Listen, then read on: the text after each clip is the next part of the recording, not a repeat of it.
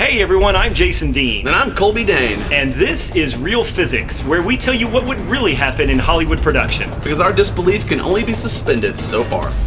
Hey everybody, this week's movie is Shoot 'Em Up from 2007. You know, this is the second movie in a row where Clive Owen helps a woman give birth to a child in an awkward situation. But aren't we all just children of men? Okay, well, not as ridiculous as Torque. We do realize this is a dark comedy and meant to be over the top. Right, so let's take a look. So we've got the final showdown scene between Clive Owen's character, Smith, and Paul Giamatti's character, Hertz. Smith is getting all his fingers broken here. Ah, God, not sideways! And he uses them to fire off 45 caliber rounds into Hertz, you know, by using the fire from the fireplace. You know, we were interested to know what would happen here in reality, because we knew this probably wouldn't be it. All 4 bullets go off in a nice cinematic rapid succession, as if from a gun, and of course each one find their mark perfectly in the torso of Hertz. Now, could you aim these? Would they ignite like that? Would they destroy his fingers when they did fire? So many questions. But the biggest question is, would it hurt? Here's some things we wanted to know. Could you actually get bullets to fire off using a fireplace? No. But if you could, how much harm would those bullets do to somebody if you fire them from your hand into an individual? Okay, here's the way we're going to approach this. We're going to use the published chamber pressures for 45 ACP and the insertion depth of the bullet into the case to figure out the velocity of the bullets. First, let's do some research. Now, we don't have any hard data on how long he would have to hold his hand in the fire, but it would definitely be well beyond the point of amputation before the bullets would discharge. There's plenty of stories and probably even some backyard experiments proving this, but holding it in your hand is just not possible. Here's why. Auto ignition of your standard gunpowder is around 160 degrees Celsius to around 180 degrees Celsius. The primer actually has a higher ignition temperature than the powder, but it reacts more strongly to a strike, and that's why ammunition is designed this way. So there's no way bullets would go off in this manner, certainly not in the time shown in this scene. Now, let's address the speed of the bullets if they did fire. Spent 45 brass casings weigh in at 5.82 grams. We're going to use a 15-gram bullet, which is the mass of a Federal Hydra-Shok round. This gives us our masses. From this diagram, you can see that the case length is 0.898 inches or 22.8 millimeters, and the overall length is 1.256 inches or 31.9 millimeters. From the tolerances in the diagram, we can find the maximum overlap of the bullet inside the casing. This is going to act as our barrel. We are going to call that distance sub-insert. That comes out to 0.31 inches or 7.85 millimeters. Although the actual chamber pressure for 45 ACP is somewhere between 15 and 18,000 psi, the max design pressure is 21,000 psi. We're going to best case it and use that as our data. The actual bullet diameter is 0.452 inches or 11.5 millimeters, so we will use that too. Now what we are seeing here, ignoring the dubiousness of a cartridge lighting off after just a few seconds in a fire, is a bullet being ejected out of a quasi-barrel of 0.31 inches or 7.85 millimeters. When the bullet clears the shell, the party's over and the pressure escapes. Now typically, a bullet is accelerated down a substantially long barrel to make use of the chamber pressure. Not only that, but the barrel has sufficient mass so that it doesn't go flying the opposite way. But here we have a very short barrel, and the barrel travels away from the bullet faster than the bullet travels forward. Alright, this scenario is like the dreaded 2 trains leave the same station word problem. Here's ours. 2 trains leave the same station at different speeds. How long before they get 7.85 millimeters apart? Now in this case, we know the mass of the trains, and we know the force applied to them. So, fortunately for us, word problems like these are easy kills. Let's start with some fundamental equations. Alright now everybody, pay attention because everyone who follows us every week is seriously going to learn something here just by repetition alone. Right, here's good old F equals MA. I think this one has shown up in every one of our episodes, so by now you should know that this is force equals mass times acceleration. Yep, there's a quiz later. Okay, so we've got distance, acceleration, and our time equation. And distance equals velocity times time, which is another formula our regular viewers will probably pick up on by now. Okay, first we figure out the force on the bullet in the shell.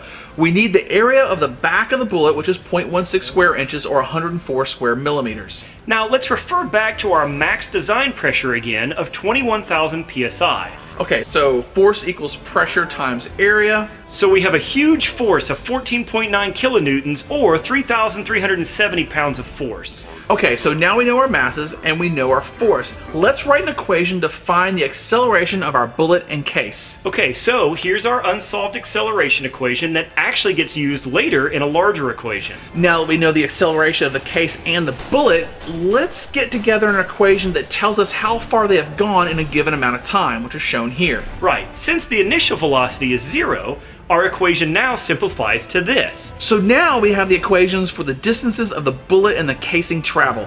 Okay, we know the party's over when the bullet leaves the case, and that happens at the insertion depth. Right, now remember that overlap we talked about earlier. When the distance the bullet travels plus the distance the case travels is equal to the insertion depth, the 3,370 pounds of force stops accelerating the bullet. Right, let's finish this up. Substituting our distance equations gives us this equation. Now we solve for t and we get this doozy. Now that calculates down to 0.07 milliseconds. Or 0.07 1,000ths of a second, or 7 100,000ths of a second. To give you an idea how short a time that is, it's about as long as I thought this scene was plausible. Moving on. Anyway, now we look at how fast the bullet is traveling at the end of our quasi-barrel using this equation. V sub 0 is our initial velocity, and in this case it's 0, so bullet velocity equals the acceleration times time. Okay, so here it is, the final speed of our bullets. The velocity is 148 miles per hour or 238 kilometers per hour. That works out to 217 feet per second or 66.2 meters per second. Now that's actually around the speed of a professional tennis serve. Now, would I want to get hit with that? No, it's going to hurt a lot, but it's not going to kill you. Right, but ballistics are not judged based on their velocity. But instead by their kinetic energy, which is 1/2 mass times velocity squared. So using this formula, the kinetic energy of our freehand fired bullets is around 33 joules or 24 foot-pounds. Now compared to 350 joules to 616 joules for a 45 round fired from a 5-inch barrel, this is really kind of low. Also, another comparison. A .22 caliber air rifle has a muzzle energy of about 22 joules or 16 foot-pounds, but has a much smaller frontal area, making it more likely to penetrate. So our hand-fired bullets are not that much more powerful because of their larger diameter. Okay, so ignoring the ignition of the cartridge just hurts would at best be bruised or have a skin broken. But you know what? I bet it hurts. Okay, I personally have been hit with a paintball marker that was running hot, and at 400 feet per second, a 3-gram paintball has a kinetic energy of 22 joules. Now that is going to hurt like hell, okay, but it's not going to kill you. But the 32 joules we came up with is probably going to break the skin and make you cry like a baby. But it's not going to penetrate like it did in the scene. It's certainly not going to kill you. Alright, well, let's call it. This might be shoot 'em up, but it's not shoot 'em dead. This is real physics. There you have it. Until next time, thanks for watching. Don't stick your hand in a fire.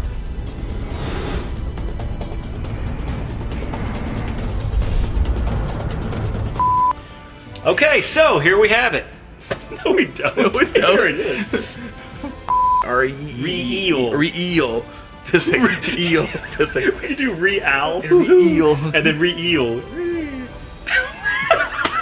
What does an eel make? Feet per second or 66.2 meters per second. That's about the speed of a professional tennis serve. And not as fast as your line. That's true. So when the distance the bullet travels. Okay, come on. Come on. I got this. All right. We look just like Penn and Teller. If there were two tellers.